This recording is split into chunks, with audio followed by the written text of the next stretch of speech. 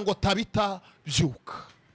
Ndanezerewe ariko Mana yanjye, wongere ubyuke, business yawe ibyuke, imikorere yawe ibyuke, buri kimwe cyawe kibyuke, utera imbere kubera ubuhamya bwawe bwiza wasize.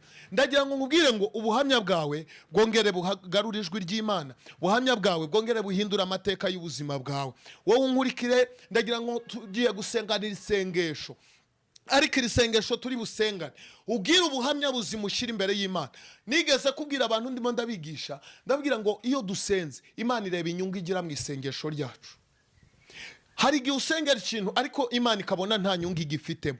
Hana yasenze igihe kirekire, ngamaze abonye nta kigenda, ngahita asenga, ngaravuga ngo Mana, numpa umwana w'umuhungu nzamugutura abe mu nzu yawe. Umuhigo wawe, inyungu y'Imana ituma Imana imanura igisubizo cyawe. Mu byo ukora ujye wereka Imana inyungu ifite mu kibazo cyawe, ujye usenga wereka Imana aho izungukira. Naga Imana ikorera guhomba, Imana ikorera kunguka.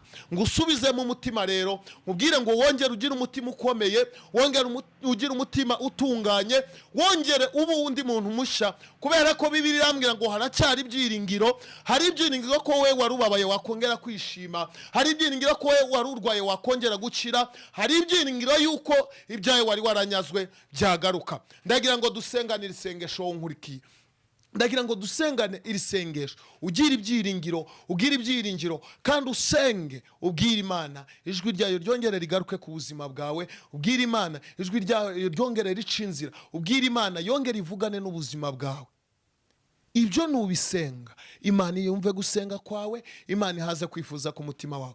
Ndagira ngo uzamure kwizera kwawe aho wicaye, ushobora kuba uri muri office, ushobora kuba uri mu modoka, ushobora kuba uri mu muhanda. Ndagira ngo uzamure kwizera kwawe, dusenganire isengesho, kandi uzamure kwizera kwawe, Imana yongere ica kanzu ku buzima bwawe. Reka tuzamure twongere dusenge. Mana ya Ibrahimu na Isaka na Yakobo, turasenze ngo wongere uturemere ubuhamya buzima.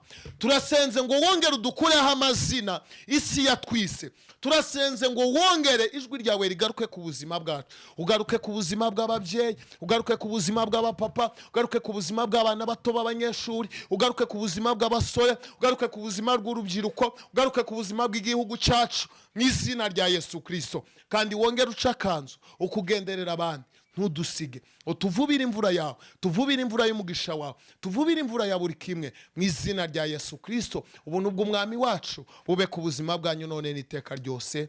Amen, amen.